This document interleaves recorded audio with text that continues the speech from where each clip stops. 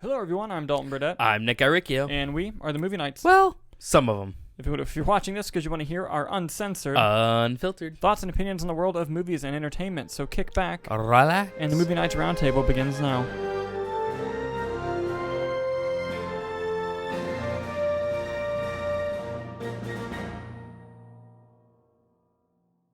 Yesterday was the big day, the Academy Awards, which I was 69.5% right. Round that up to 70. C's get degrees. And 69, I'll take it. Solid options. Solid options. However, it must be noted, you'll see an award next to Nicholas, and that's because World's greatest grandma. By 1 point, he won the game. Good job, sir. Thank you. It was a game well played. Came down to the wire. It did. It really came down to Best Actress. Yeah. Still able to squeak out a win. Congratulations. Thank you. Got to step up my game for next year. What did you think of the show?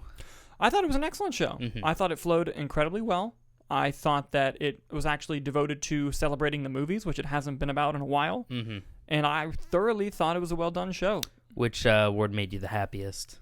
Kiyu Kwan. Yeah, Kiyu Kwan for supporting. Yeah, I mean, Brendan and Michelle Yeoh were great, but I've watched the Kiyu Kwan speech like 4 times, and I've cried every time I watched it. So, any upsets or shocks to you? I mean, Jamie Lee Curtis was a shock, but not necessarily an upset. I mean, I love Jamie Lee Curtis. I personally think that if you're going to award a supporting actress in that movie, it should have been Stephanie Hsu. But I love Jamie Lee, and I'm so happy she got to win an Oscar, so I'm not going to complain about it. Halloween is good. Halloween is Imagine good. Winning an Oscar the same year Halloween Ends comes out. What a time. What a time. It's about trauma. Yeah. Indeed it is.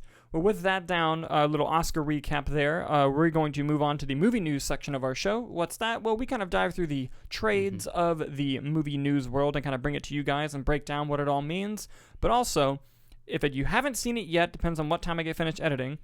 If it's not uploaded, it will be uploaded soon. Our Academy Awards reaction video to all the awards. You'll see Nick, Hannah, and I's reactions to them. It's a lot of fun. Check it out. Or if it's come out already, check it out. It's going to be interesting either way. With that down, Nick, what's the first movie news story we got? First story comes to us from The Hollywood Reporter. Jason Clarke, Scott Eastwood, Chask Spencer are set to star in the sequel to Wind River. The Falcon and the Winter Soldier director, Kerry Skoglund, is helming Wind River, the next chapter, with Patrick Massett and John Zinman having penned the screenplay. Martin Sizemore was earlier announced to star in and reprise his role as Chip Hansen in the Castle Rock Entertainment sequel to the acclaimed 2017 crime drama, which is written and directed by Taylor Sheridan and starred Jeremy Renner and Elizabeth Olsen. So, a couple things. Very sad Taylor Sheridan's not coming back to write and direct. Yes. However, Wind River was one of my favorite movies of 2017. I believe it was my second favorite movie of that year. Very good movie. Amazing movie. I'm cautiously optimistic. Okay. I like the new cast. Of The Falcon and the Winter Soldier, one of the things I liked about it was its direction. I thought it was directed very well. So I'm optimistic about that. Again, sad about Sheridan, but I believe his company's still involved in producing it. And he does not put his company's name on something he doesn't think will be good.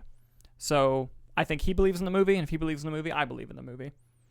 I think it's just one of those things of, 1, awful title. Oh, yeah. For sure. 2, do love me some Jason Clarke. Yes, we do. We love Jason Clarke. And I agree. It was a fantastic movie, and I think I didn't need anything more from it. So I think it's odd that they're going in a sequel route, especially if Taylor Sheridan doesn't want to put his writing and directing stamp on it, which is what I think makes it work. I think he has a unique voice, a unique style that I don't know if I care about these stories outside of that. Yeah. Yeah, I see what you mean. But, I mean, Falcon and Winter Soldier had its ups and downs, but I think Kerry Skoglund directed it well. Did they do all of them? Yes. Okay. So, we'll see. Yes, we shall see. We shall see indeed. What do you guys think about Wind River 2 officially happening with a bit of a cast and crew shakeup? Let us know in the comments, as we lost our main light, ladies and gentlemen, our main light of the show. And to make up for it, we're going to do a quick lighting adjustment. Doesn't look great, but it's good enough. So we're back. Nicholas, what news story do you got for us next? Our next story comes to us from Variety. In December 2020, Lucasfilm chief Kathleen Kennedy announced that Wonder Woman helmer Patty Jenkins would direct the next Star Wars movie. the one-off adventure Rogue Squadron. But in September 2022, Disney pulled the title from its scheduled December 2023 release, and sources with knowledge of the production say it is no longer in active development at the studio. Well, Variety has also learned that a possible Star Wars feature produced by Marvel Studios chief Kevin Feige is also no longer in active development at Lucasfilm. Lucasfilm gonna Lucasfilm. You know, this is what happens. This is how they do it. Water, wet. But here's what I'll also say, though. A lot of people are genuinely shocked by the amount of Lucasfilm projects that don't happen, especially with the rate at which it continues to go. But I do want to say this happens all the time at every studio, to be fair. But what the other studios do that's smart is they don't announce projects until they are 100% certain that they're going to go into production. Sometimes they don't even announce them until they've started shooting to be sure that they're going to happen, that they've spent the money. Where Lucasfilm's problem is they announce these things when they're too early in development, and then they fall apart, and then you wasted the announcement. They get excited. Ooh, Kevin Feige's making a Star Wars movie. Let's tell everyone. Yep, he had hired Michael Waldron to write the script. It was going on, and then now no longer happening. As of now, it's just no longer in active development doesn't mean dead. It just means they're not working on it right now. And with all the Avengers movies this guy's got to pump out, and with the Marvel phases kind of going through hiccups, if you will, Kevin Feige's got to crack the fingers and get back in there, fix that shit up, which I think he will. Now for Patty Jenkins, I don't know what's next for her. Them's the breaks. Yeah. Yeah. I was really excited for the movie. I love the first Wonder Woman film. So this pains me. I hope we eventually get a Rogue Squadron movie. And I know that Taika Waititi has said that, he's kind of moving along on his. I don't think his will be the next Star Wars movie we see. I think it'll be the Damon Lindelof one that we talked about on the show a few weeks ago. Did you see that he's also rumored to be starring in it? Yes, but I mean, I expected that. I loved Taika Waititi. He's getting kind of weary on me lately. Nope. He's still great. Just because Love and Thunder wasn't the best doesn't mean he's not insanely talented. I think he's just got a bit over his head. But I think that's what it is. Let's just direct this, maybe, you know. Well, I mean, I think he can start. I don't think he's going to be the lead in it by any stretch. I can see him doing a voice if the main character's like an alien or something. Yeah, but that'd be cool. I'd watch an alien-led Star Wars project. I don't think we've had that yet, really, right? It would be awesome. Yeah, but what are your thoughts on Lucasfilming with these two projects? I mean, it sucks always when a movie gets canceled that you're excited for. I think if my choice was Kevin Feige making a Star Wars movie or Kevin Feige putting priority into making the Marvel Cinematic Universe good again, I think I would take that. Yeah, fair. Patty Jenkins sucks, but, you know. Yeah. What she is going through sucks. Yeah. I should say. With the cancellation of Wonder Woman 3. Obviously, this being canceled, but maybe it's a sign of good things. Maybe they aren't good behind the scenes. We don't know the full story. Yep. She'll land on her feet, I'm sure, somewhere. Oh, yeah. Things will be sure to unfold in the near future. Oh, yeah. Once that NDA's up. Oh, boy. It's done. It's done. Yeah.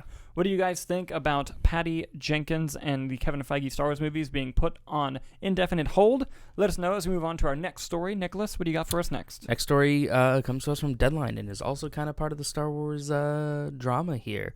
On the same day it became public that Star Wars projects from Kevin Feige and Patty Jenkins are now dormant, Lucasfilm has been hit with a breach of contract lawsuit over the upcoming The Acolyte TV series. Baller's executive producer, Corinne McCarthy, has taken the Kathleen Kennedy-run Disney division to court over being pink-slipped from the Leslie Headland-created series last year after just a few weeks of work. Yes, so this is interesting. There's a Star Wars show that we've talked about before called The Acolyte coming out soon.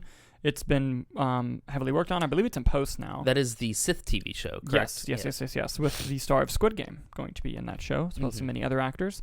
And I'm going to pull a quote from the Hollywood Reporter here. I guess this is a quote from part of the lawsuit. Without explanation, without reasons, without justification, Lucasfilm told McCarthy it wanted out of the deal. By this time, the Apple offer was gone. Apple had to move on and found another executive producer for Sugar, which was a project she left to work on The Acolyte. So basically, what had happened was she is working on an Apple show and gets this Star Wars offer.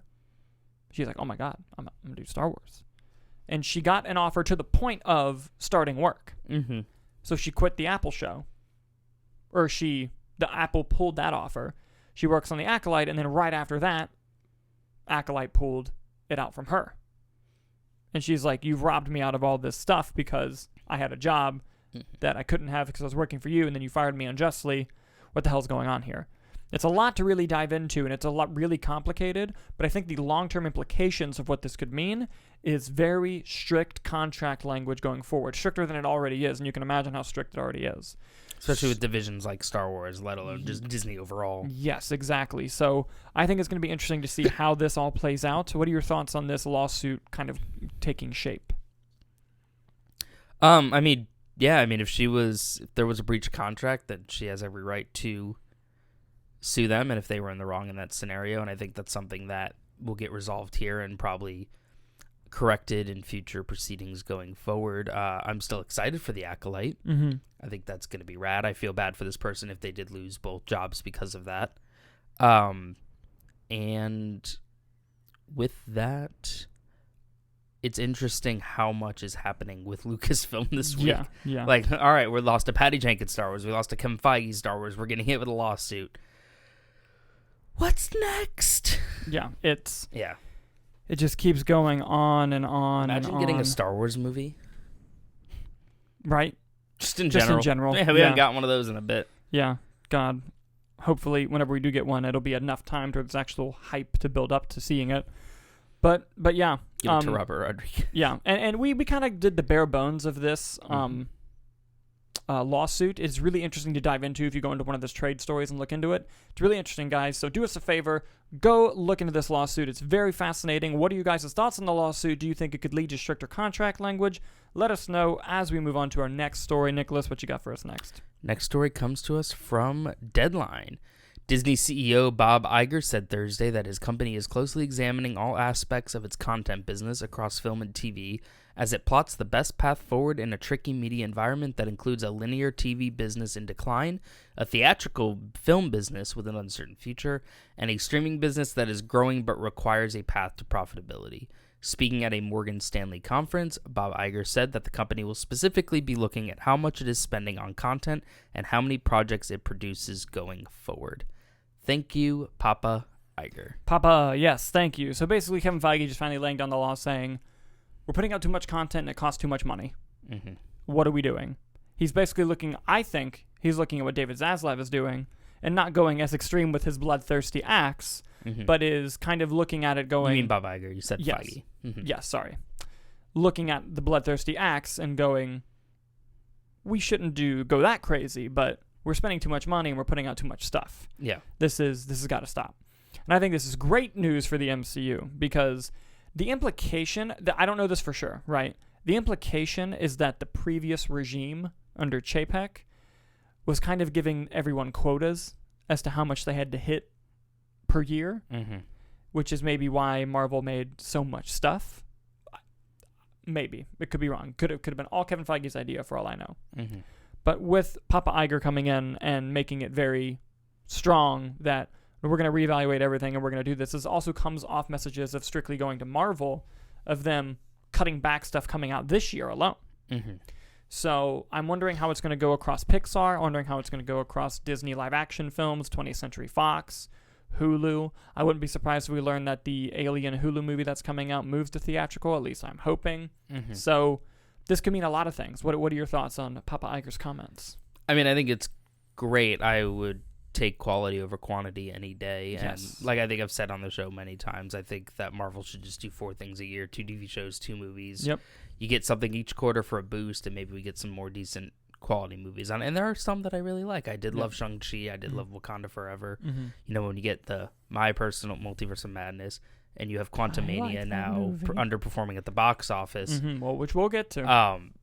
You know, I think it's time to step back and reassess. And that goes for everything, too. You know, all these Star Wars spin-offs that have been announced for TV shows. Does everyone need a TV show nowadays? And something interesting he said, too, about specifically Marvel was, you know, how often they're going back to the well on the characters. And he's like, you know, we have 7,000 characters under our rights in the Marvel Universe.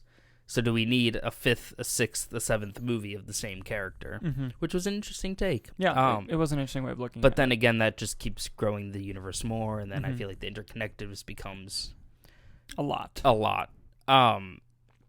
But I think Bob Iger is a fantastic CEO, and I think that he's going to be course-correcting a lot of what Bob Chapek did, and I hope that in the meantime they do find a successor who will also want to continue that plan going forward. I agree. I agree with everything you just said. It's going to be interesting how Disney moves forward. I just want to see Blade. Can we get that? No. Can we get that? No, you cannot. What do you guys think of Bob Iger's comments, and do you think it could lead to some, short-term success for Disney in terms of the number of movies they're putting out and how much, budgetary losses they've been having? Let us know in the comments as we move on to our next story. Nicholas, what do you got next? Our next story comes to us from Deadline, and Dalton will have some thoughts on this one. Jon Bernthal is returning to his most punishing role. The actor will reprise Frank Castle, a.k.a. Anti-Hero the Punisher, in Marvel Studios' Daredevil Born Again for Disney+, sources tell The Hollywood Reporter.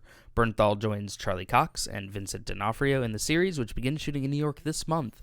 In a departure from other Marvel series, which comes in at 6 or 9 episodes per season, Born Again is planned as a whopping 18-episode epic.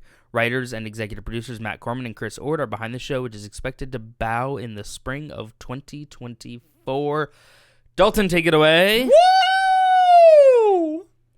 Jon Bernthal's coming back to play Punisher, baby. Are you kidding me? Yes. I'm so fucking excited.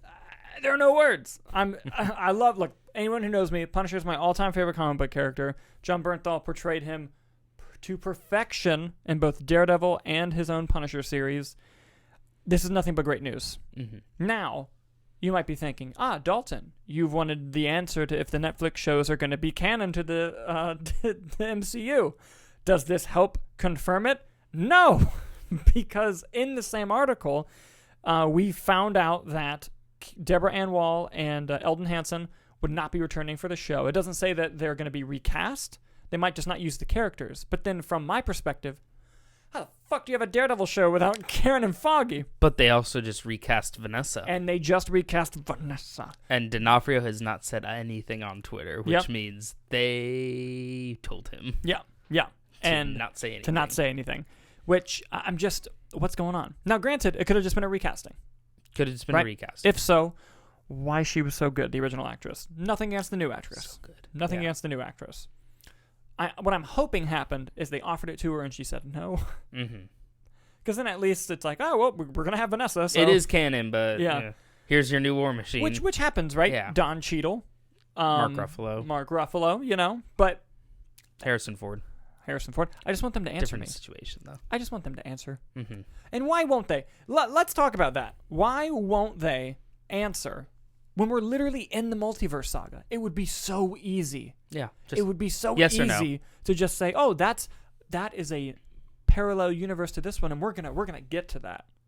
You never have to get to it. Lie to my face, right? Mm-hmm. But we're in this multiverse era. Just tell me what's going on. Yeah. Granted, we're gonna find out on the show, which they're filming in New York right now. You would think. If they go all 18 episodes and just don't address it, be pretty good. That'd be interesting. Be pretty good. Yeah, but listen, back to the Punisher coming back. Yeah. Fantastic news. I'm over the moon about it. He is born for that role, and I think it's great. Absolutely. You might get Jon Bernthal Punisher in a movie finally. Oh my god. I hadn't even considered this notion. Do you have the comic that has him holding Spider-Man in Secret Wars? I do. It's in Civil War. Oh, it's in Civil War? Nick. Well, they could just easily adapt Look at me right now. What was a show and just became a movie? Armor Wars? They're not going to do the Iron Punisher. Yes, they will. They will for me, Nicholas. They'll do the War Machine suit with the Punisher logo on it. Yes, they will. I mean, listen, I'm not going to be opposed to that. You know that our Armor Wars is my most excited one. Yes, absolutely. If they put Punisher in that movie, how funny would that be? That's a movie made for us. I would see it 12 times in the theater. I'd pay. I would even use my A-list. No, I would pay hard cash. Hard cash. But yeah, this is amazing news. I am curious as to how Disney-fied he's going to be. Mm-hmm. Although, I thought Moon Knight was pretty violent. So... It could be, but I think Punisher needs to consistently be at a high level. Yeah. In terms of action per minute. Yeah. Look, I don't have to see blood and guts, right, all the time for Punisher. Just be true to what he is. Well, I mean, at the same time, Andor literally opens up with spoilers for Andor episode 1. The opening scene is him just capping 2 officers, shot to the head. Like it was nothing, yeah. I think they're able to go dark. I think that might be more on now, Marvel's side. We might not get the thumbs and the eyeballs from Punisher Season 1. Maybe we don't get that. But, hey, I'm just happy he's back because I know no matter how much money they threw at that man, and they threw that man some shmoney, he was not coming back unless he liked what he saw. Oh, yeah. So, it's a good day to be Dalton. That's all I'm going to say. What do you guys think about Jon Bernthal returning as the Punisher? Let us know in the comments as we move on to our next story. Nicholas, what do you got for us next? Our next story comes to us from Variety. Marvel is probably hiring their own Punisher assassin as they're trying to track down the identity of the person or people who allegedly released a 63-page transcript of dialogue from Ant-Man and the Wasp Quantumania online 1 month before the film's theatrical premiere. A request filed Friday, March 10th on behalf of Marvel in Federal District Court in California asked the court to issue a subpoena to compel Reddit to identify the person or group responsible for sharing dialogue from Quantumania to the r/Marvel Studios spoiler subreddit on or about January 20th, 2023. The film starring Paul Rudd, Evangeline Lilly, and Jonathan Majors opened wide in the U.S. on February 17th. Yeah, so... The Redditors are winning. Marvel's going after him. What is this, the Batman? So basically, you gotta be careful with your leaks now. Marvel's coming for you. And they got snipers, baby. Kevin Feige's coming in hot. No, but this is interesting. This could really lead to a lot of things in the future. Because something that's very big on Twitter, big on the internet, Reddit, is leaking movie details. And a lot of times when you leak these movie details, it's because you've either worked or know someone who has worked on the movie. Well... they're going to fire you, and they are coming for you. And look, when that script leaked, the ending was a bit different because they did some reshoots to change it up. But not only does this confirm that that was true, hey, maybe it doesn't. Because I know sometimes they leak fake scripts and they give them to certain people so they know who leaked them. But I don't think they would file a lawsuit over it, But the bigger picture here is... will this scare people into not leaking stuff? Or are Marvel going to finally go with the fear tactic? It's about time. Just Kevin Feige walking on a stage with a single spotlight going, if you leak this movie, I will fucking kill you. No, but or is this going to lead to more? Is it going to incite conflict, as Vision would say? Is it going to lead to more stuff? I don't know. I don't know the answer. But the fact that this is happening means that Marvel's taking this very seriously, and it's the real deal. What are your thoughts on this? I mean, it's interesting, what this is going to mean for these leakers going forward, because I know that it's been a problem in the industry for a while, and that studios have been trying to find ways of getting around that. My personal favorite is James Gunn just agreeing or disagreeing on Twitter. Yeah. And they're like, yeah, that's true. Whoops. Or whatever. And now Marvel's going the lawsuit tactic of, my uncle's a lawyer. It'll be interesting to see how it plays out, if Reddit will release who it is, what happens to them, what kind of a lawsuit or fine they'll be hit with, because Ant-Man did not do too well at the box office, did it? Nope, it did not do fantastic, which we will get to. Which Marvel may use as a way of, You're right. This hurt our box office percentage. And that's how the lawsuit's going to work. Yep. So it'll be interesting, and what kind of precedent does that set? Just if there's a leak, you can get sued for it? Because I feel like that's already a thing, right?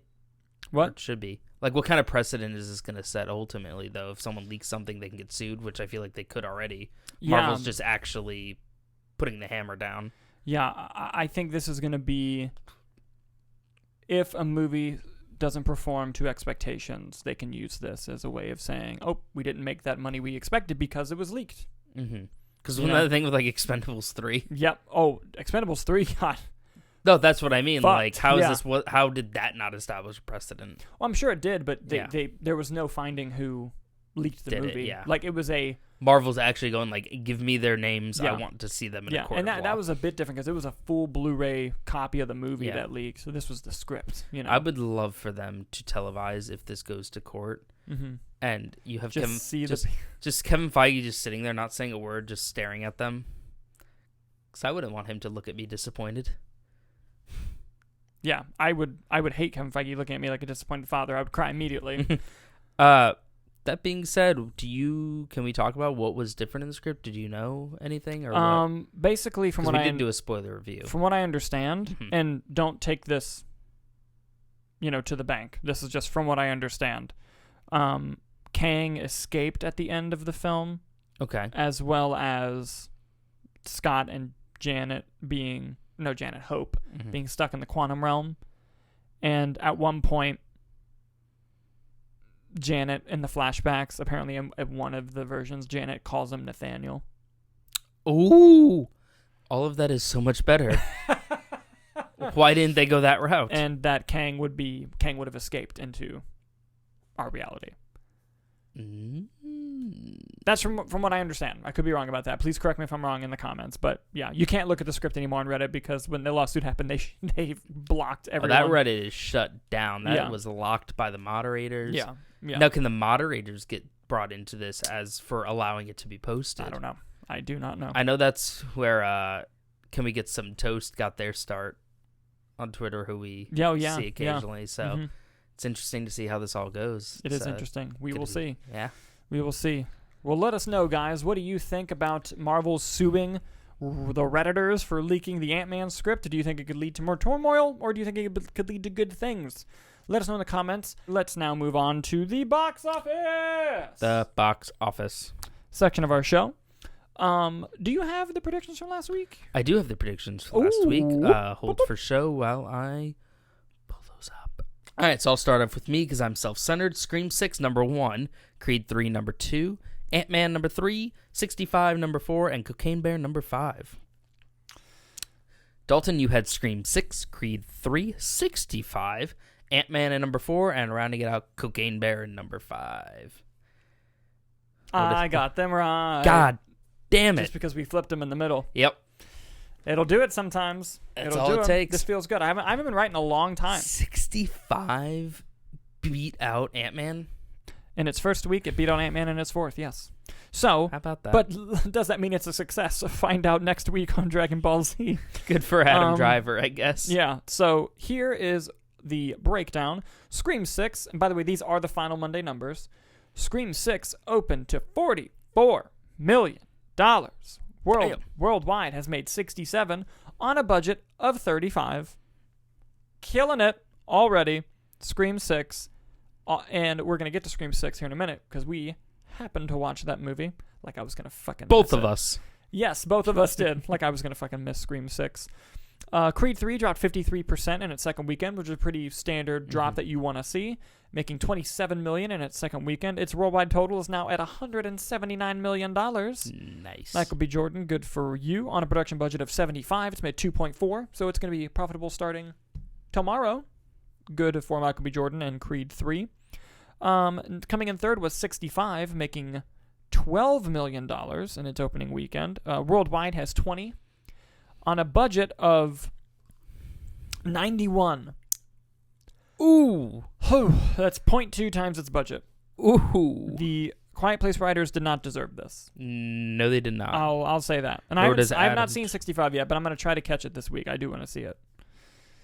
Ant-Man and the Wasp came in fourth, bringing in another $7 million. Its worldwide total is now at 447. And it has made 2.2 times its production budget, considering it had a budget of $200 million. Ant-Man's going to lose money. It might not get to $500 million. It might even get to 2.5 times the budget. That ain't good. Not a great intro for your next bad guy, for your phase too. 5. Yeah, not a great start out. Not great. Coming in fifth was Cocaine Bear, pulling in another $6.2 million, dropping 44% from week 2 to week 3. Its worldwide total is now at $65 million. What a fun movie. I love Cocaine Bear. And I do want to mention sixth. He was great at the Oscars. Yes. I do want to mention sixth because Champions, the new Woody Harrelson movie, released, and it opened to $5 million. And I don't know what its production budget was, but it seemed like a relatively low budget film. So we'll see how that goes. It might stay in there, have legs, because it's got a great cinema score. I believe it got an A- cinema score, right? Yeah, it's gotten really good reviews. Yes. I just don't think they marketed enough, probably because of a Yeah. Smaller budget, if I had to guess. Yeah. So, Operation Fortune, worldwide box office right now is $26 million on a budget of $50. What? A Guy Ritchie movie not making money? What?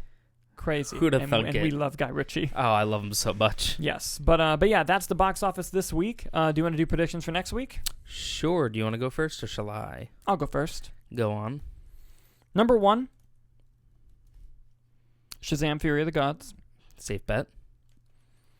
Number 2, Scream 6. Okay. Number 3, Creed 3. I think it's going to flip this time. Number 4, Ant-Man. Number 5, 65. Ooh. Okay. I'm going to go with, because I wrote them down before we started this segment, Shazam 2, number 1. Scream 6, number 2. Creed 3, number 3. Ant-Man, number 4. You ready for this one? Cocaine Bear, number 5. Oh, you think 65 is just going to drop out? I think 65 is just going to drop right Fuck, dude, you might be right. Ooh. I'm regretting my decision. Damn it. Hold on, let me make sure nothing else opens with Shazam. Yeah, that's fair. Avatar 3? Avatar fires back. Then, yeah, Inside with Willem Dafoe, but that's not going to do gangbusters. Willem Dafoe is a new movie? Yeah. I got really high-pitched on that one. You did. Willem Dafoe is a new movie! Yes, but yeah, that's the box office, guys. Let's see who's right next week.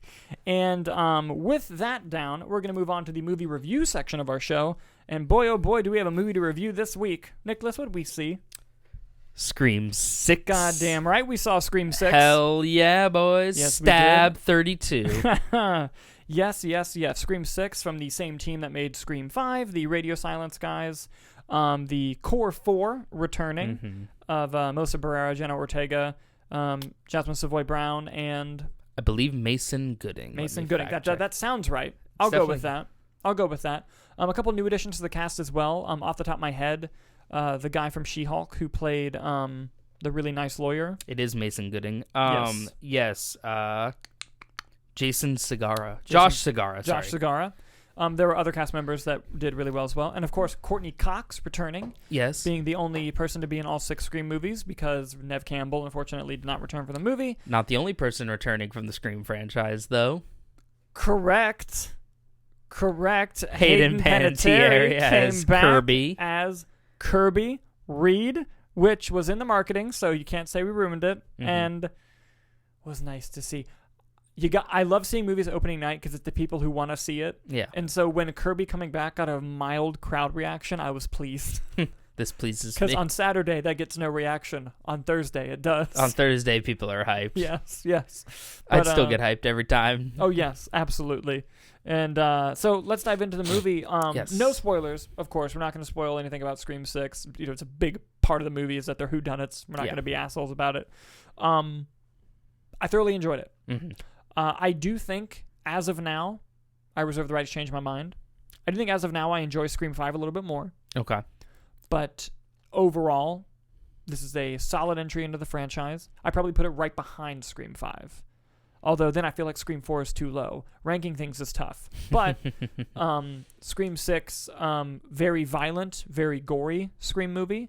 The opening is really interesting. It's an interesting take on the how you open a Scream movie. I think it's one of my favorites of the series. I'll be entirely honest. Yeah, no, it was interesting. Definitely throws you for a loop. The core 4 in the movie are the heart of the movie, especially Mason Gooding. Yes, amazing performance on his part. He's very much taken on the Dewey role. Yes, as kind of being the heart of the main people. They start building relationships that I was a big fan of, and I thought really worked chemistry wise. Kirby, Hayden Panettiere, I thought did a great job. It was nice to see her back, and they did different things with her character, but makes sense, at least to me. I thought the suspense was on point in this movie. Yes. This is one of my favorite Scream moments in the entire franchise, and they show it a little bit in the trailer. It's the sequence with a ladder across 2 apartment buildings in New York. See, that was very good. My personal favorite was the one that's also in the trailer, which is the subway scene. The subway scene. That was good, too. Yeah. No, having it in New York was interesting. It didn't harp on it too much, which I'm actually happy with because the marketing was getting a little annoying of just like, I get it. It's in New York I want City. you to know that this is Screaming New York. Yeah. Now, granted, if they did that, but it was set in a ski lodge, I wouldn't mind it. Yes. And you did get a Jason Takes Manhattan reference in the movie. You're goddamn right I did. Yes. So, yeah, the only one of the only negatives I have for the movie is, there are some. I'm going to be really vague because I don't want to spoil anything. There are some situations that they put the characters in solely because wouldn't it be cool if, and I don't necessarily buy the story reason as to why they're there in that situation. Okay. Particularly in the third act. Mm-hmm. I also, to me, and I know everyone's going to feel differently. To me, you feel Neve Campbell's absence. I didn't. I know. Mm-hmm. But to me, you can tell that this story was supposed to have Sydney in it. Like, unlike Creed 3, which when I was watching that movie, I didn't feel like Rocky even belonged in that movie. Mm-hmm. I could tell that this was a script that had to be rewritten to not have Sydney in it. I guess can't really go into spoilers. Like where she would have fit into the... I think the same place she would have fit in last time.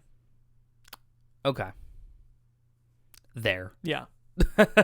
Or there's one more situation where I think she could have come in. Mm-hmm. But which I don't want to spoil anything. Yeah. But overall, really enjoyed the movie. Pacing was on point, action was on point, scares were on point, and of course the comedy on point. Mm-hmm. Thoughts on Scream 6? I thoroughly enjoyed it, as I do with the entire franchise. We love the Scream. franchise. I really like Radio Silence's direction. Oh my god. Sorry guys. I thought that the New York setting provided a really cool dynamic place for it. Sorry. Okay. That came out of fucking nowhere. It just fucking fell. All right, we're good. I thought that setting the movie in New York was a fun premise. It was really a big part of the marketing, but when it came down to it, it didn't really feel pivotal to the story. New York didn't feel like a character in the story. Mm-hmm. And until there was something very obvious, like when they're on a subway or walking through Central Park, or you see the whatever building. Yes. What's the big one? The Empire State Building. The Empire State Building. You know, when you see that and you're like, oh yeah, they're in New York.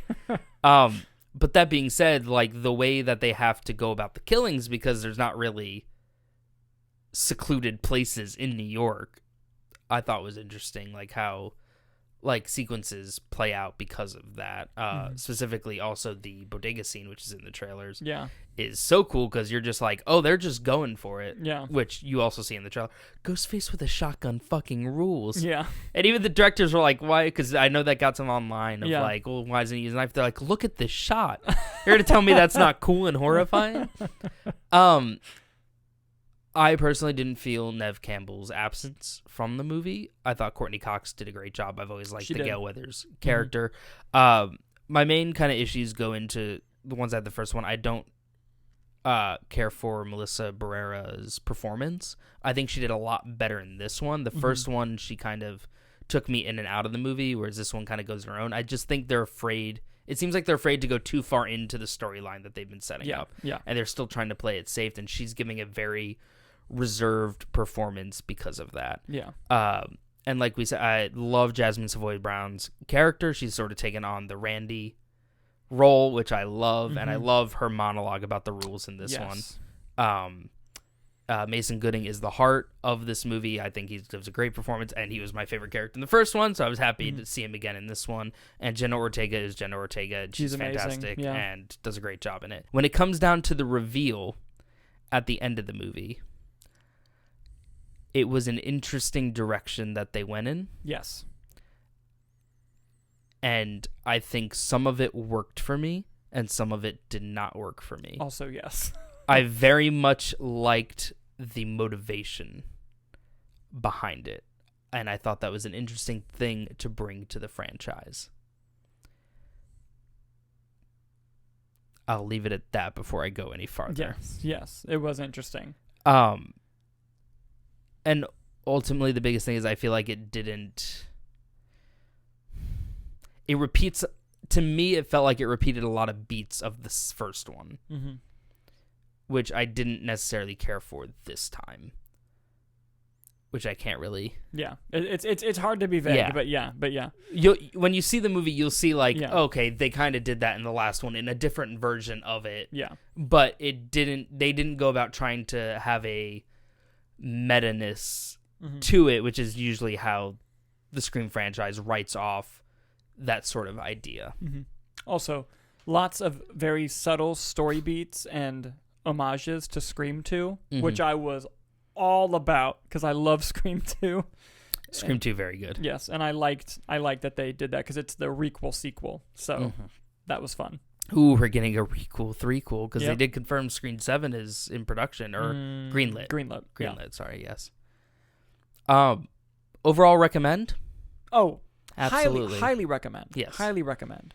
Love a good time at the movies. Great time at the movies. And that's what we like. Absolutely. Love Scream 6. Love the Scream franchise. I'm all about it. And I love the new cast. Yes. I really do. They grew on me a lot, this movie. I love them as well. And I'm glad that they're going to be moving forward because they all seem like they're having fun. And hopefully we can get Nev back one more time. Just for me. Just get her back one more time. Never kill her. I will say, one of my all-time favorite movie franchises. If they kill Sidney Prescott, I'm done. Yeah, you can't do it. I'm done. Even if she's never in one again. Even if it's the last Scream movie. That's it.